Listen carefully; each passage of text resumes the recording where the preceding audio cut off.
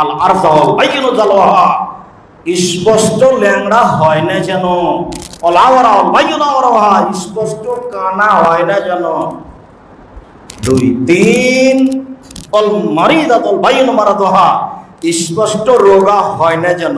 4 আজলাতুন কি, গায়ে গোস্ত থাকে না এমন হয় না যেন। ওইদিকে দাঁত হতে হবে 1, 2 স্পষ্ট রোগা হয় না যেন। 3 স্পষ্ট কানা হয় না যেন। 4 স্পষ্ট ল্যাংড়া হয় না যেন। গায়ে গোস্ত থাকে যেন।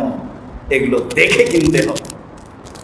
কান, হাত, পা ঠিক আছে কিনা, কেনার পরে যদি পা ভেঙে যায় সেটাই কুরবানি করেন, আসে যায় না। কিন্তু আগেই ল্যাংড়া ছিল, কিনে নিয়ে এসেছেন, সেটা পরিবর্তন করতে হবে। ওটা বিক্রি করে দেন, নাহলে এটা জমা করে খেয়ে নেন, আর একটা ভালো কিনে আনতে হবে। নিখুঁত প্রাণী কুরবানি করতে হবে, একাধিক হাদিস তার প্রমাণ।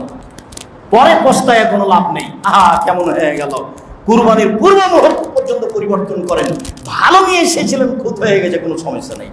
ভালো কিনে নিয়ে এসেছিলেন, পা ভেঙে গেছে, থাক। ভালো কিনে নিয়ে এসেছিলেন, সিং ভেঙে গেছে, থাক। কিন্তু সিং ভাঙাই কিনে নিয়ে এসেছেন, নিয়ে এসে বলছেন কি করা যায়, কি করা যায়, কিছুই করা যায় না, বিক্রি করেন, জমা করে খেয়ে নেন। ভালো একটা কিনতে হবে, এই কথাই ঠিক। এগুলো রাসূল সাল্লাল্লাহু আলাইহি সাল্লাম ভালোভাবে দেখতে বললেন। কুরবানি, কুরবানি বুঝলাম, নিখুঁত প্রাণী, ভালো কুরবানি কিনতে হবে। বেশি টাকা আছে, উট কুরবানি করুন, রাজস্থান থেকে নিয়ে এসে, সবচেয়ে ভালো। টাকা কম আছে, গরু কুরবানি করেন। তার চেয়ে টাকা কম আছে, খাসি কুরবানি করেন। তার চেয়ে টাকা কম আছে, ছাগি কুরবানি করেন। তার চেয়ে টাকা কম আছে, ভেড়া ভাড়ি কুরবানি করেন। আজও একটা ভাগাতে যত টাকা লাগে, ওই টাকা দিয়ে অন্তত 3টে ভেড়া কিনে পাওয়া যাবে। নেকির আশায় কুরবানি করেন, গোস্তের আশায় নয়, ভালো হবে। আল্লাহ তো অন্তর্যামী। 7 ভাগের কথা তো আমি না করিনি, 7 ভাগ তো হাদিসেই আছে। জাবের রাদিয়াল্লাহু তাআলা আনহু বলেন, রাসূল সাল্লাল্লাহু আলাইহি সাল্লাম বলেছেন, আল বাকারাতুন সাবাতুন আল জাজরান সাবা, উট 7, গরু 7 জনের পক্ষ থেকে, উট 7 জনের পক্ষ থেকে। আব্দুল্লাহ ইবনে আব্বাস রাদিয়াল্লাহু তাআলা আনহু বলেন, কুন্না মান নবী সাল্লাল্লাহু আলাইহি সাল্লাম ফি সাফারে ফাহাজা আল আজহা, আমরা একদা রাসূলের সাথে সফরে ছিলাম, কুরবানির সময় চলে আসলো।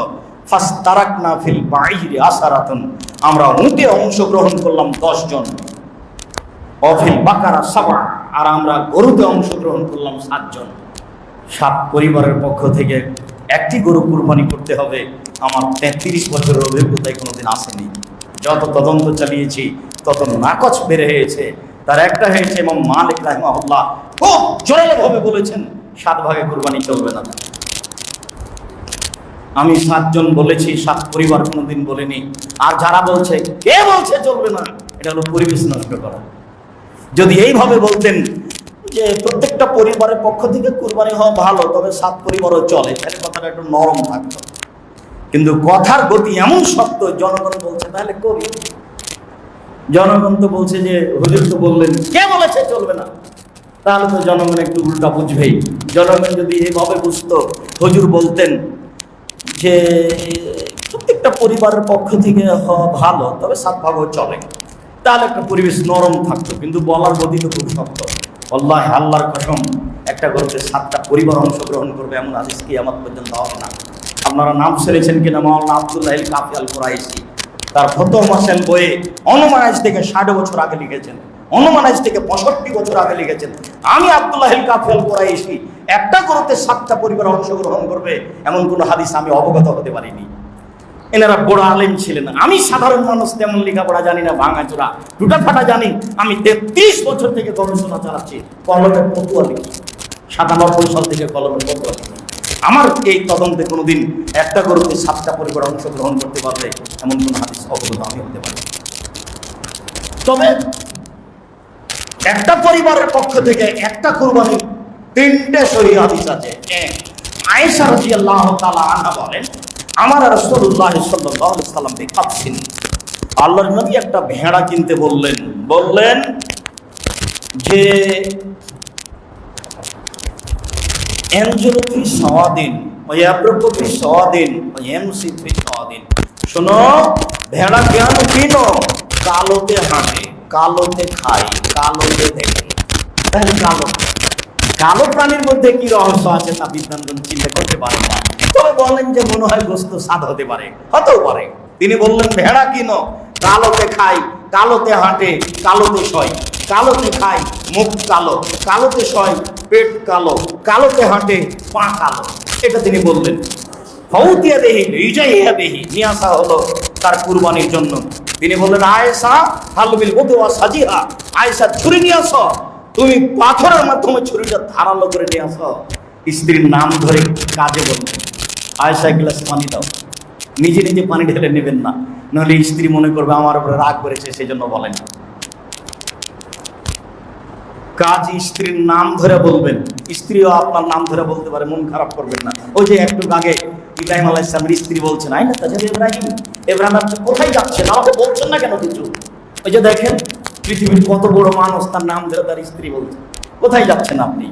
আর এইখানে আল্লাহ রাসূল বলছেন আয়েশা ছুরি নিয়ে আসো, ধারালো করে নিয়ে আসো। কত নেবেন আয়েশা? ওই যে মসজিদ থেকে চাটাইটা নিয়ে আসো। আমি যা ঋতুবতী, আর তাতে কি আছে, হাই কি তোমার হাতে লেগে আছে নাকি, যাও নিয়ে আসো। নাম ধরে বলবেন, তাহলে ভালোবাসা বাড়বে। আর আদেশ করবেন, ভালোবাসা বাড়বে। মারবেন কম, গালি দিবেন কম, নিন্দা করবেন কম, বদনাম করবেন কম, শাস্তি শান্তি পাবেন বেশি। তাদেরকে সৃষ্টি করা হয়েছে শান্তি তৃপ্তির জন্যই, আর আপনার কারণে সেটা কমে গেছে। ভালোভাবে তাকে আদর করার চেষ্টা করেন, আপনার যা প্রয়োজন তাও মেটাবে, প্রস্তুত আছে ইনশাআল্লাহ। সম্মানিত মসজিদের মুসল্লি, বলছিলাম রাসূল সাল্লাল্লাহু আলাইহি ওয়াসাল্লাম বললেন, আয়েশা সেটাকে করলেন, তার হাতে দেওয়া হলো। এবার তিনি বলছেন ফা যাওয়া কাতাল কাবসা, ছুরিটা নিলেন, ভেড়াটা নিলেন, ফা যাও, এবার ফেলে দিলেন। ফেলে দিয়ে নিজে নিজেই ফেলে দিলেন, নিজে নিজেই ফেলে দিয়ে বলছেন বুখারী অন্য হাদিসে, পাটা তার চলের উপরে চাপিয়ে দিলেন, নিজে নিজে ফেলে দিয়ে বলছেন আল্লাহুম্মা, এটাই পদ্ধতি কুরবানির, আল্লাহুম্মা হে আল্লাহ, তাকাব্বাল মিন মুহাম্মদ, কবুল করো মুহাম্মাদের পক্ষ থেকে, ওয়া আলে মুহাম্মদ, মুহাম্মাদের পরিবারের পক্ষ থেকে, বিসমিল্লাহ, আল্লাহু আকবার, আল্লাহর নামে, আল্লাহ সবচেয়ে বড়। এলো পদ্ধতি।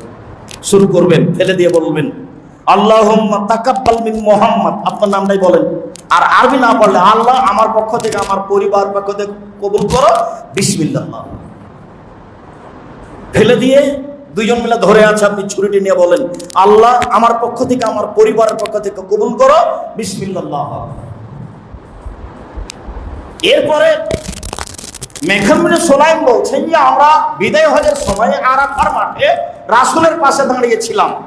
তিনি বক্তব্যের এক পর্যায়ে বললেন ইয়া আইয়ুহান নাস আলা কুল্লি আহলি বাইতিন ফি কুল্লি আমিন উযিয়া, জনগণ শুনে রাখো, প্রত্যেক পরিবারের পক্ষ থেকে প্রতি বছর একটি করে কুরবানি করতে হবে।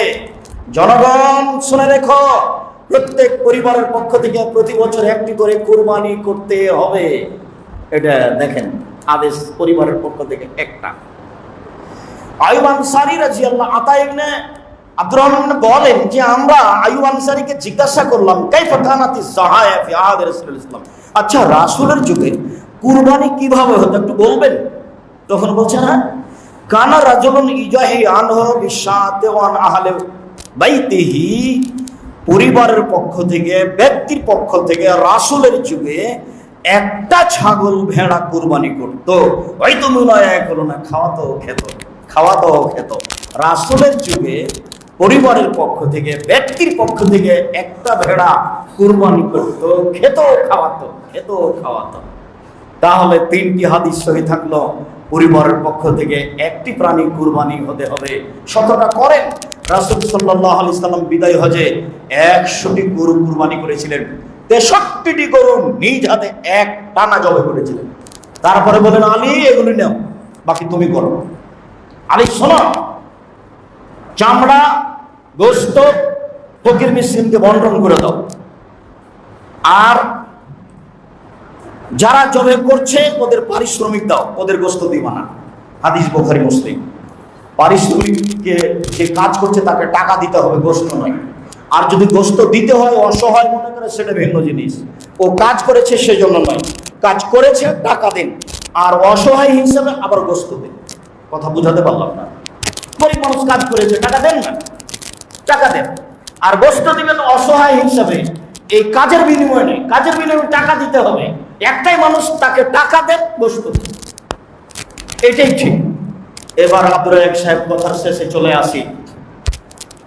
তা তো বুঝলাম এই পরিবারের পক্ষ থেকে একটি পশু কুরবানি করতে হবে, একাধিক করি, যেহেতু আল্লাহকে সন্তুষ্ট করা প্রয়োজন, একাধিক করেন, এটাই ঠিক। 5টা 10টা কুরবানি করেন, সারা বছরে যায় নেকি করেছেন তা একবারে এই সময়তে তার চেয়ে বেশি করে নেন। কুরবানির মাস তো ভিন্ন।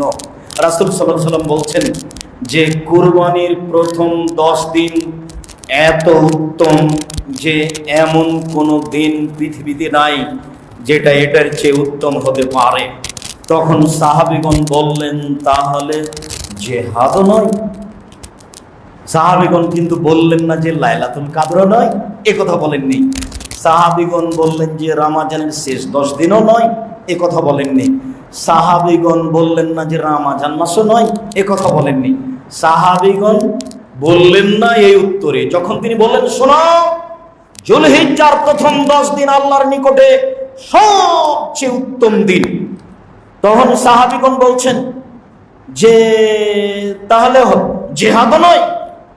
আল আমালু সালিহ আহাব্বু ইলাল্লাহ, সৎ আমল এই 10 দিনে আল্লাহর কাছে যত প্রিয়, কোন দিনে আমল হিসেবে আল্লাহর কাছে তত প্রিয় আমল নেই।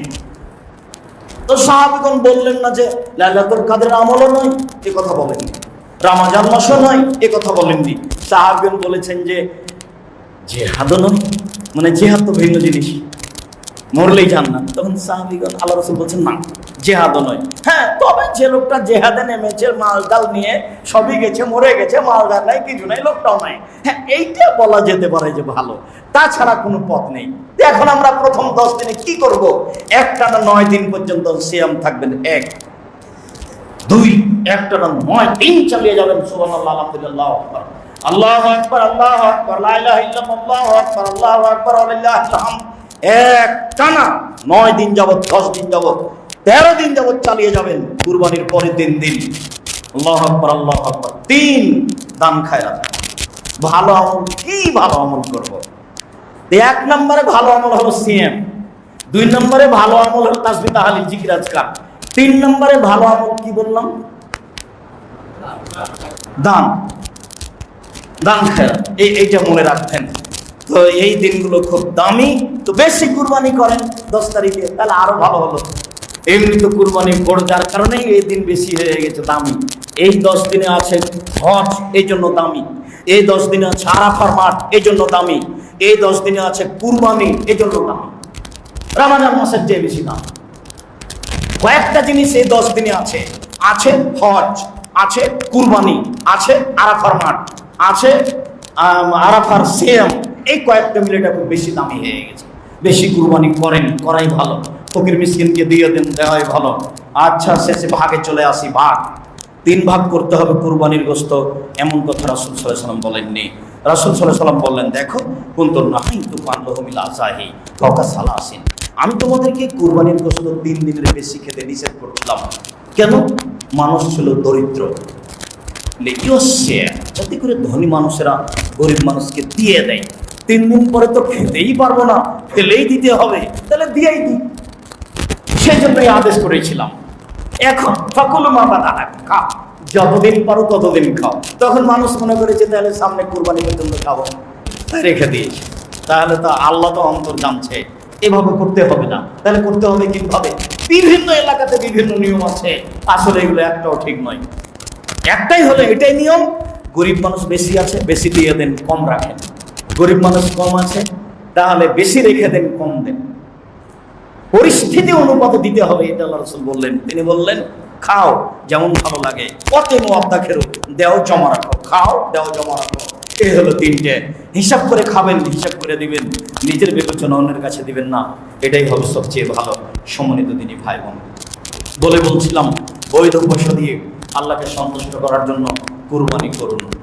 তারপরে সাধারণত যা বলতে যাচ্ছি এই জন্য যে আসলে আপনার ভালোবাসা আমি দেখতে চাই। একাধিক দিন বলছি, আপনি মনে কষ্ট নেবেন না। আপনি জামিয়া সালাফিয়ার একজন নিজের সদস্য মনে করাতে আপনি নিজেকে সংকীর্ণতা মনে করেন নাকি, যে আমি মনে হয় কোনো ভুল পথে আসলাম নাকি, এমনটা আপনার মনে হয় নাকি? যেন হয় না, এ কথা আমি বলছি। আপনি জামিয়া সালাফের জন্য একবার যদি বলেন আল্লাহ তুমি জামিয়া সালাফেকে কবুল করো, তারপর কি আপনি মনে বলে আপনার যে আমি কি ভুলই করলাম নাকি? এমনটা কি মনে বলে নাকি? জামিয়া সালাফে 10টা টাকা দেওয়ার পরে কি আপনার মনে বলে যে আমি কি ভুলই করলাম নাকি? এমনটা কি মনে বলে?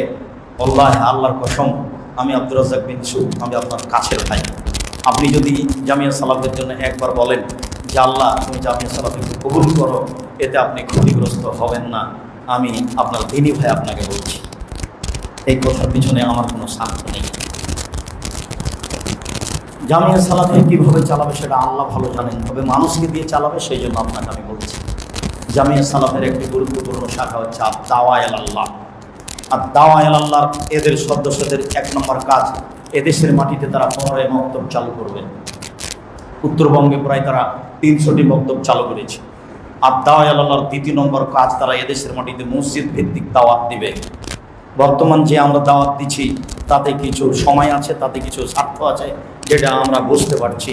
তাই স্বার্থ ছাড়াই আল্লাহকে সন্তুষ্ট করার জন্য তারা দ্বিতীয় যেটা পদক্ষেপ নিয়েছে, মসজিদ ভিত্তিক এদেশে দাওয়াত দিবে। তৃতীয়, তারা দিনের স্বার্থে, আকীদা আদর্শের স্বার্থে ফ্রি বই বিতরণ করবে। চতুর্থ, আদ-দাওয়া ইলাল্লাহর সদস্যরা চায় আমরা অসহায় মানুষের পাশে দাঁড়াবো। তারা দাঁড়িয়ে আসছে দীর্ঘদিন থেকে। তারা 2020 সালের করোনা ভাইরাসকে লক্ষ্য করে ফ্রি অক্সিজেন বিতরণ করছিল, তা আপনাদের জানা আছে। তারা হঠাৎ করে এই যে চট্টগ্রাম সীতাকুণ্ডে দুর্ঘটনা ঘটলো, তারা ওখানে গিয়ে দেখলাম কয়েকদিন থাকলো, অসহায় মানুষকে মেডিকেলে নিয়ে গেল, তারা সর্বদাই কাজে ব্যস্ত থাকলো। তারা অসহায় মানুষের পাশে দাঁড়াই মর্মে তারা বন্যা কবলিত এলাকায় যায়। এই বছরই তারা 3বার সিলেটে গেছে। তারা সিলেটে এখনও অবস্থান করছে। হাজার হাজার পরিবারে তারা অর্থ সম্পদ সহযোগিতা করার প্রাণপণ চেষ্টা করছে। এই জন্য আপনাদের কাছে ভিক্ষের কথা বলছে। তাদের নিজস্ব কোনো অর্থ সম্পদ নেই। আমি সাধারণ ফকির মানুষ, আমার কাছে কোনো টাকা পয়সা নেই, শুধু খালি আমি মুখে বলে আসি।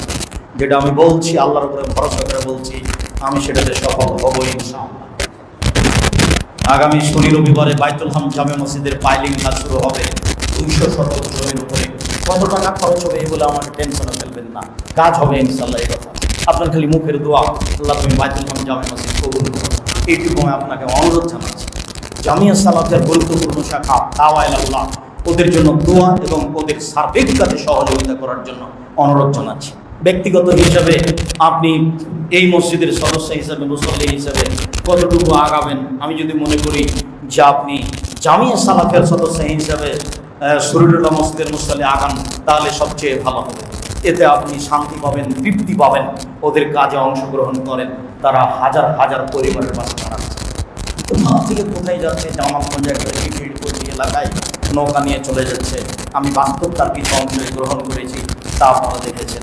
কাজেই আপনাকে আমরা ওই আদ-দাওয়া সদস্যকে আন্তরিকভাবে সহযোগিতা করার জন্য অনুরোধ জানাচ্ছি।